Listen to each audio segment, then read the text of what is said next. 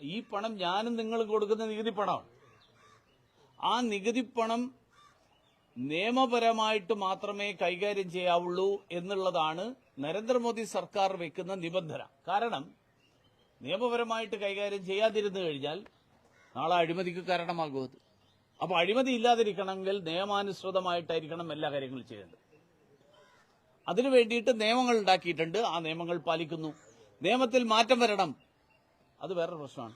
നിയമത്തിൽ മാറ്റം വരണമെങ്കിൽ പാർലമെന്റ് ആ കാര്യം ചർച്ച ചെയ്യണം. അതിനെക്കുറിച്ച് നിയമത്തിൽ ഭേദഗതികൾ വരുത്തണം. ഇപ്പോൾ ഇന്നലെ മിനിയാന്ന് ദുരന്ത നിവാരണ അതോറിറ്റിയുടെ കാര്യത്തിൽ പുതിയ നിയമം കൊണ്ടുവന്നു. കേരളത്തിലെ 6 കോർപ്പറേഷനുകൾക്ക് വേണ്ടി പ്രത്യേക ദുരന്ത നിവാരണ അതോറിറ്റികൾ രൂപീകരിക്കാനുള്ള കേരളത്തിൽ ഉൾപ്പെടെ, കേരളത്തിന് വേണ്ടി മാത്രമല്ല, തീരുമാനമെടുത്തു. അതുപോലെ സമയാസമയങ്ങളിൽ മാറ്റം വരുമ്പോൾ ഇതുപോലെയുള്ള കാര്യങ്ങളും പ്രായോഗികമായിട്ടുള്ള കാര്യങ്ങളുടെ അടിസ്ഥാനത്തിൽ മാറ്റം വരണമെങ്കിൽ മാറ്റം വരുത്താവുന്നതാണ്.